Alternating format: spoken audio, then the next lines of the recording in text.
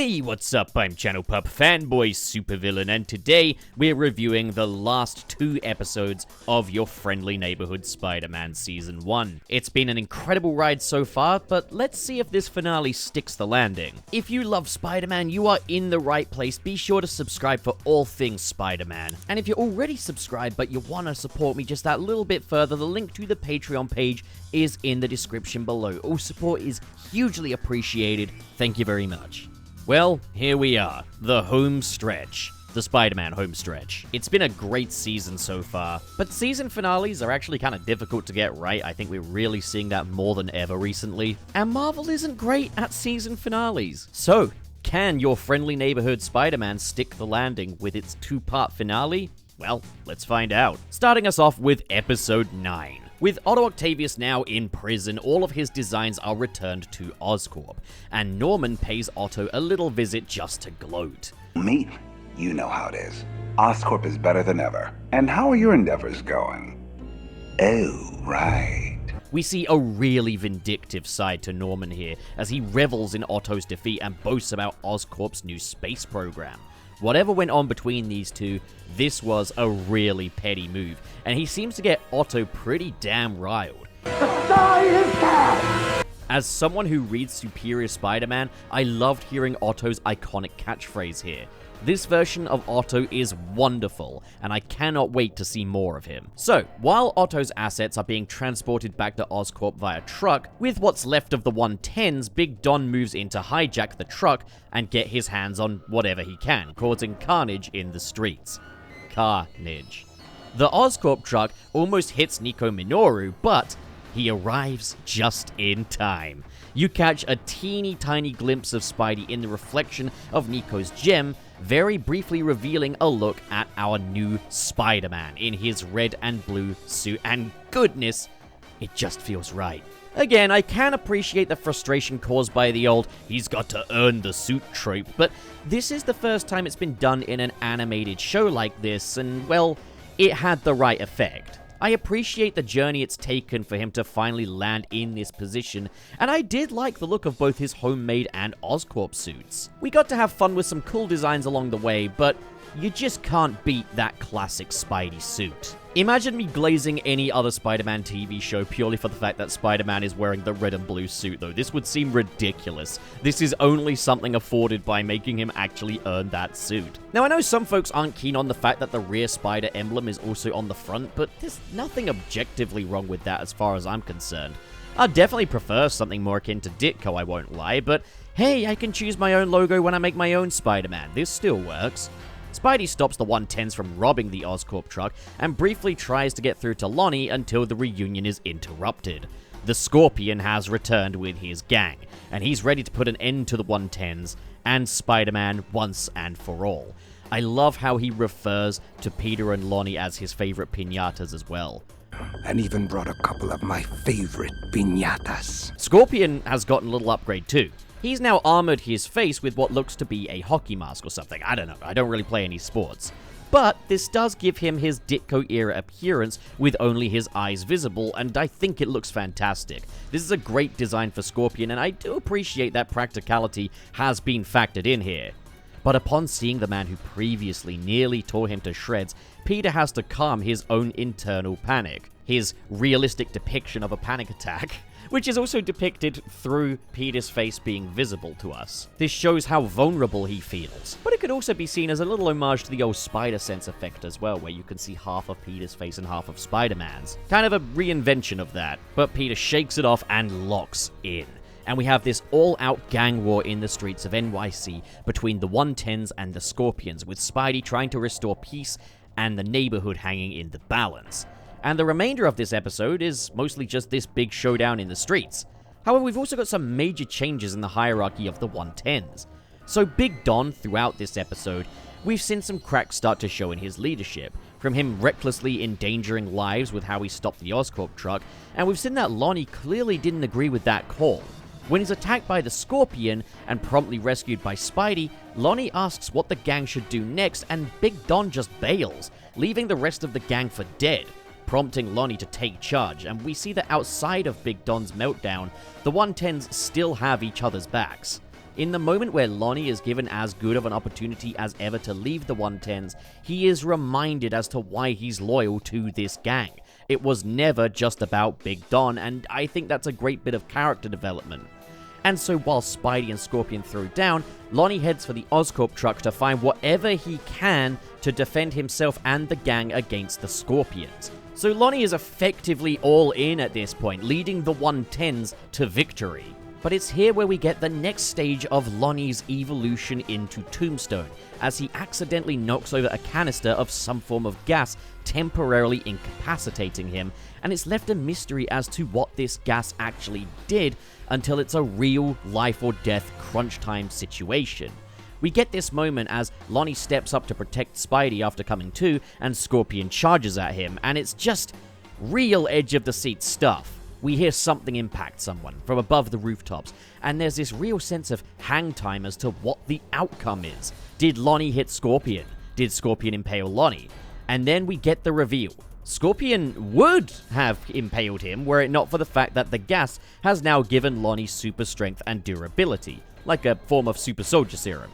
And so we finally get the iconic duo of Spider-Man and his best friend Tombstone. Wait a minute.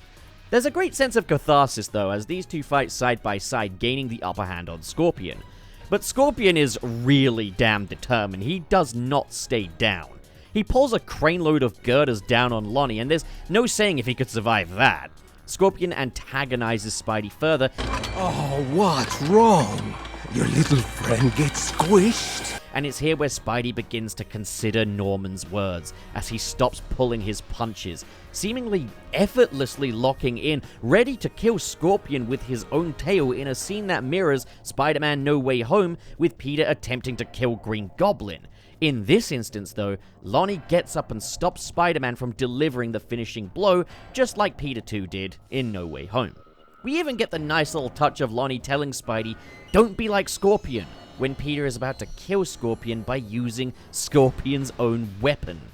Following the battle, Nico and Spidey are reunited in a cathartic scene where not only does Peter get the chance to apologize, we see that Nico has done some soul-searching for herself in her time apart.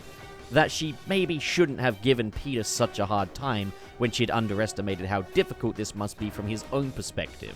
Also gotta love this flipping of the Raimi script here. Rather than the upside down kiss, you've got the upside down punch. And so the two are buddies again and agree to no more secrets. Except Nico is hiding something. Something to do with the little gem she wears around her neck. And of course, Nico Minoru's character does originate from The Runaways, a comic series I know nothing about, so this is all new to me. Maybe this gem ties in with her character from that. Now, I noticed that Peter and Nico are kind of bound to a bit of a cycle here. They won't keep anything from each other. They've got absolute trust in each other, but Peter had to keep Spider-Man from Nico for obvious reasons, and Nico is going to be keeping whatever this new magical ability she has from Peter. The two ultimately just need to agree to having some boundaries here, but I think this plays into how kind of the nice idealized idea of friendship can become kind of toxic, as you've got that expectation now that you'll keep nothing from each other when sometimes there are good reasons to keep things from each other. Otherwise, you should ban Christmas. So back home, while watching The Bachelor with Aunt May, Peter gets a call from Norman, thanking him for helping with the Oscorp truck heist. Peter admits he almost went too far today, and let's be honest, Norman doesn't give a shit, but he sure is how good at pretending he does and just happens to say what Spidey needs to hear. That we all stray from the path from time to time, but what matters is he made it back. And he tells Peter that if it were up to him, he'd have a whole army of Spider-Men. And it's in the next scene where it's revealed Norman isn't joking about that.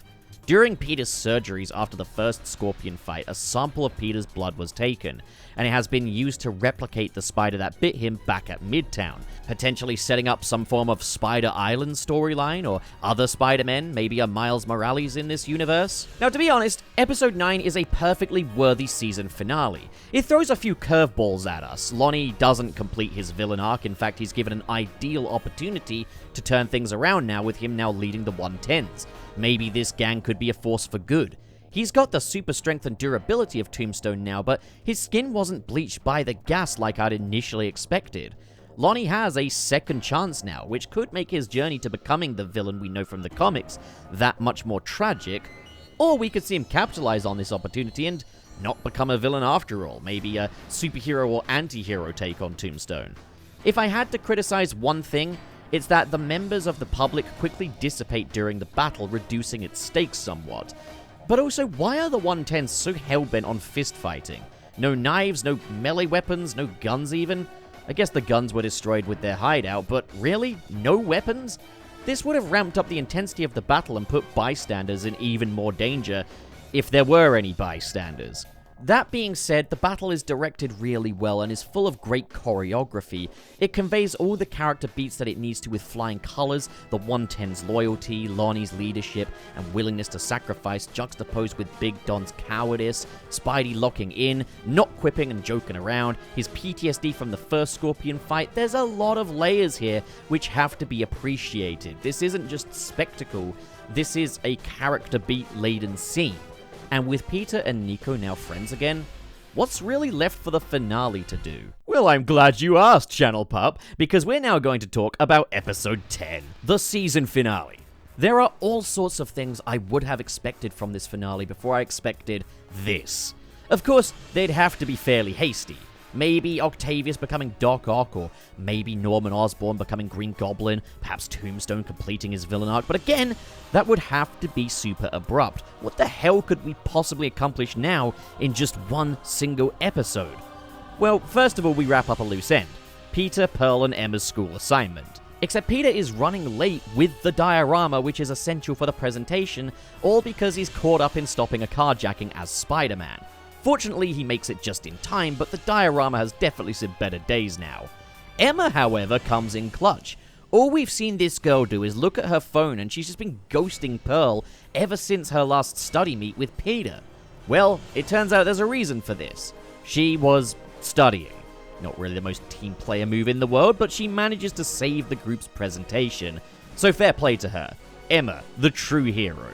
We need an episode where Emma and Dre get into a fight, so we've got the true hero versus the true villain. That will be the season 3 finale, guys. Emma versus Dre, bet on it. So after school, Peter heads over to the Oscorp internship, where Norman proudly tells the interns that their individual projects will be used in the development of Oscorp's latest and greatest frontier. So this had me thinking, okay, so maybe what they've been creating will be used for goblin-related purposes somehow? Maybe Norman will have himself bit by one of the spiders completing the transformation, but no. Remember at the start of episode 9 when Norman was gloating to Otto about the development of the astronaut space program? Well, Norman has built a Stargate. But with the exception of professional brown-noser Amadeus Cho, the students have objections about the possible risks, what they could be inviting to our world, and the fact that their work is being used for this without their consent. Yeah, it's super shady stuff that even Dr. Connors objects to. For a moment, though, I genuinely thought, oh, okay, so maybe that's how he becomes Green Goblin. Maybe this was set up. Maybe that's what Peter's device that he created in one of the previous episodes was for. I mean, we've already seen the glider, and we did see the glider at the end of the last episode as well. At the same time, maybe it's a good thing that they're holding off on Goblin. Rather than turning it into the Green Goblin just yet, we're exploring how dangerous Norman Osborn can be without being the Green Goblin. We're exploring how dangerous a sane businessman can be. What were you talking about, Hudson Thames? This show is woke as hell, and I love it for that. It turns out that it's not just the scientists and interns that object to Norman's little space project, as Doctor Strange appears out of a portal commanding Norman not to go through with this project. Now, how does Strange know about this? Well, apparently the sorcerers have had their eye on him for a little bit, but on top of that, it's firmly established that Doctor Strange still has the Time Stone in this universe, which he uses a few times in this episode, so maybe he's been backwards and forwards investigating this. Heck, he's not the only one. Daredevil was doing a similar thing just a few episodes ago. But one thing Doctor Strange isn't aware of is the incident at Midtown. Him fighting the symbiote there. He's got no recollection of that, which initially had me thinking, shit, this is a multiverse thing, isn't it? It's a different Doctor Strange. Well, put that in your back pocket. That was my estimate at the time. Norman gives a speech about how superheroes fucking suck, no offense, Spider-Man, and opens the Stargate anyway, despite Strange's best efforts to stop him. Alright, Norman, you did it. So what's the plan, bud? You're just gonna walk out there, scoop up some space dust, and sell it on eBay? Just when Norman gloats about how it was successful after all, something steps out of the Stargate. It's a symbiote. The same symbiote we saw in episode 1. And so the scientists and interns are all evacuated, and Spidey swings into battle to get this eldritch horror back where it came from. And there's a lot of spectacle on display here as both Spidey and Doctor Strange work together. Peter remembering Doctor Strange, but Strange not remembering him. Neat little post-No Way Home parallel there, wonder if that's intentional. We even get the rarest of unicorns here. A superhero naming conventions joke in a Marvel Studios project that isn't lampshaded beyond the point of all comedy. The name's Spider-Man. I'm Strange. No more Strange than the gooey alien trying to kill us! But it's also exciting to see a symbiote in an MCU-adjacent universe battling Spider-Man. I think some of the sound effects they used for the symbiote also come from the Ultimate Spider-Man video game. And we've got some incredible set pieces here as Doctor Strange really improvises. He briefly tries to send the symbiote to the Dark Dimension, but Spidey accidentally launches himself in there as he battles the symbiote in this psychedelic realm, which looks like something out of Revolt in the 5th Dimension. Wait! You dare to probe the secrets of Dementia 5, eh? And then, a giant multi-headed symbiote kaiju tries to make its way through the Stargate, which looks a lot like the final boss of Spider-Man Web of Shadows. But the most noteworthy moment in this battle is when Doctor Strange opens a portal in the ground with the symbiote disrupting him, causing the two to go to the past, to Midtown High. And through that portal drops an escaped spider, the one Norman infused with Peter's DNA.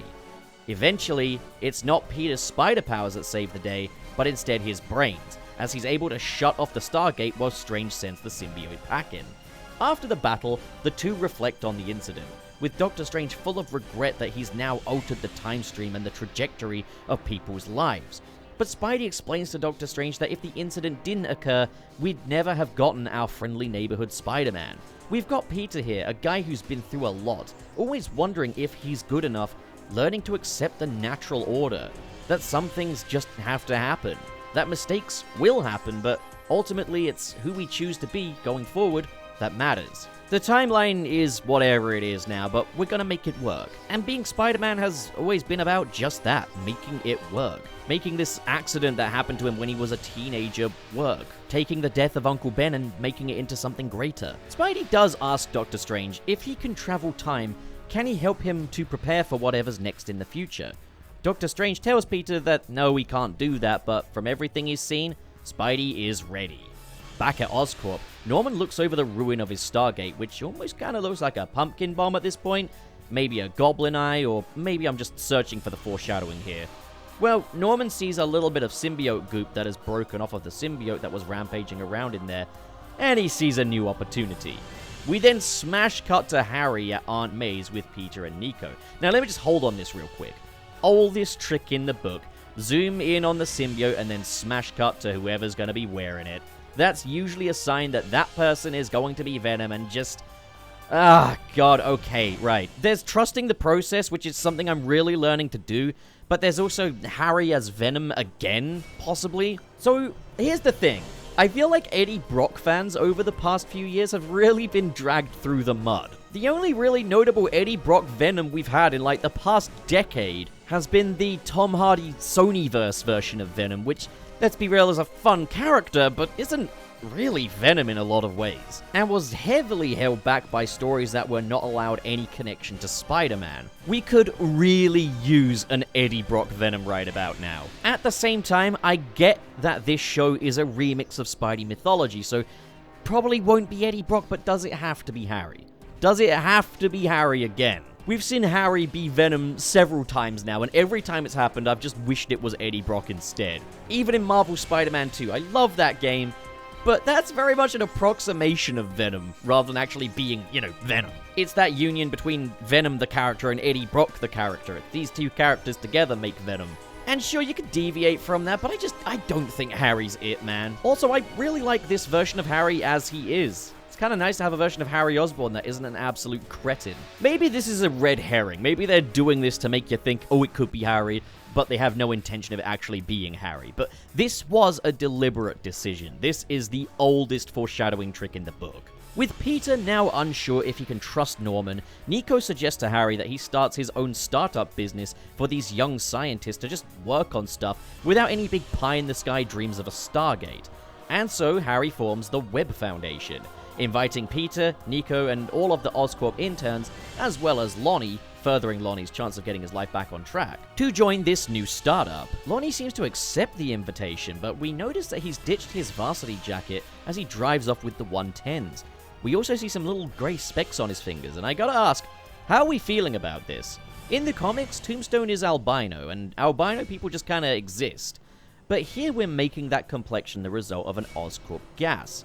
I guess my 2 cents would be that maybe Tombstone isn't an ideal representation of albino people, especially given that he's often designed to look unsettling.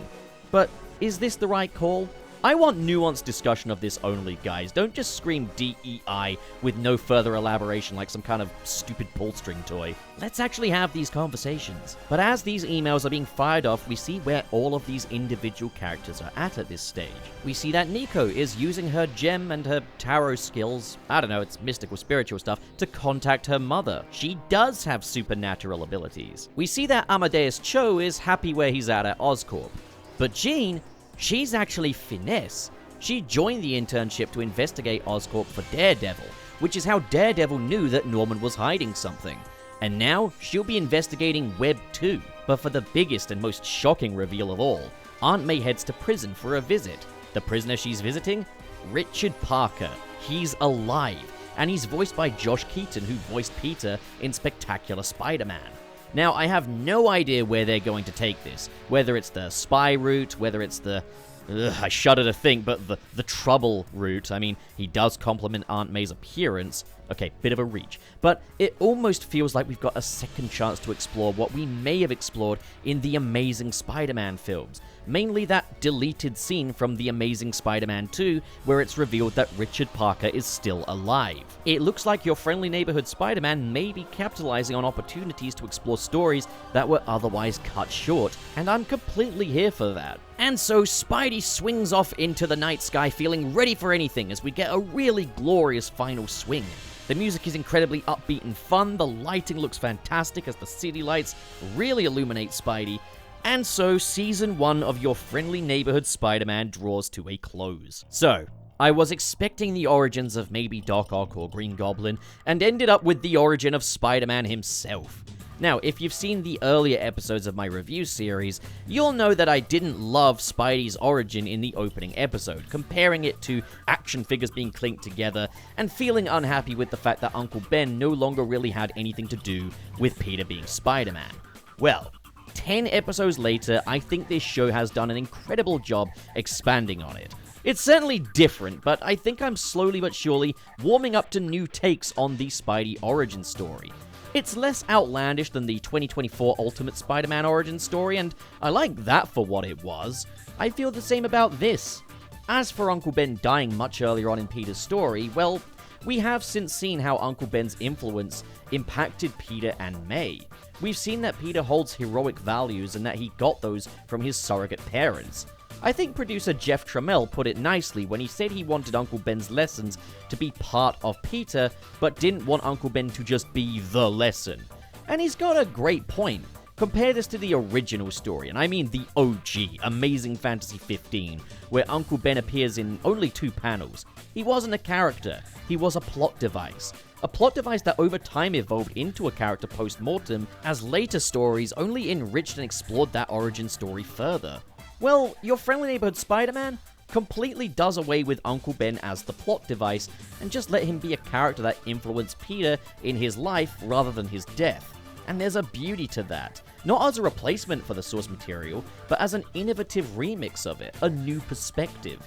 And that brings me back to the opening titles of this show and its main theme, Hero Like Me.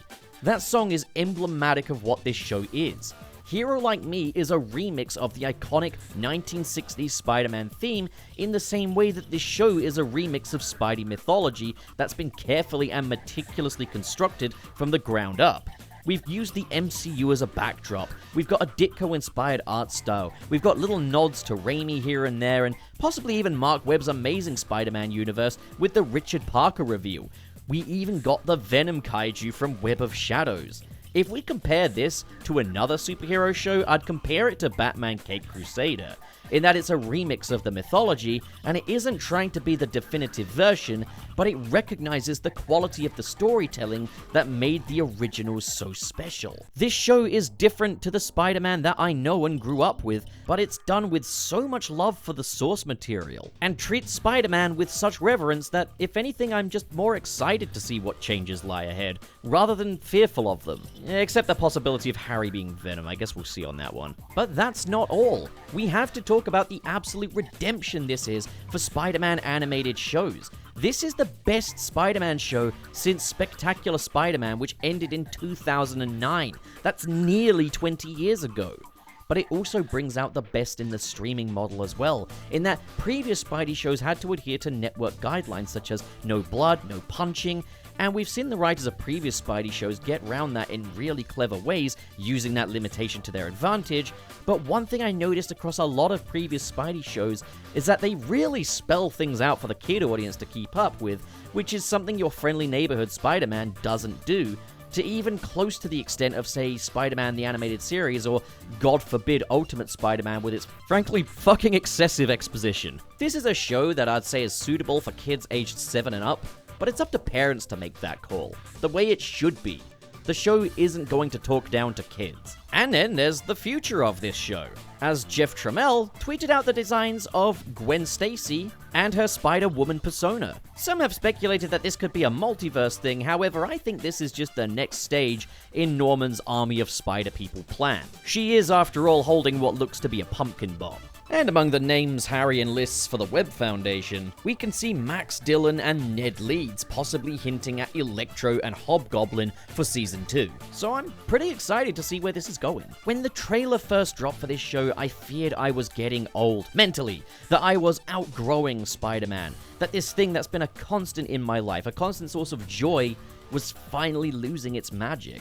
I've never been so happy to say I was wrong, because I love your friendly neighborhood Spider-Man. Well, what do you guys think? What do you think of the season? What do you think of the finale? And what do you think of my video? Comment below, discuss. And as always, if you've enjoyed this video and you want to support more like it, be sure to hit subscribe, hit the like button, and in the description below is the link to my Patreon page, where for as little as $1 a month, you can get updates on my own Spider-Man animated project, among other perks such as ad-free downloadable videos, and your name in the credits. A special shout out goes to the patrons in the $5 and above tier. They are Seppo the Smith, Silver, Josh Strider, Grant Allen, Twilord, Coco210, Hey It's Classy, Ian, Cho Henshin, KB, RT0, Carlex, Hypes, Sad Goku, Dare Denny, SSS06, Kale Bennett, who remembers Poibles from the stream. Remember the Poibles? They were fantastic.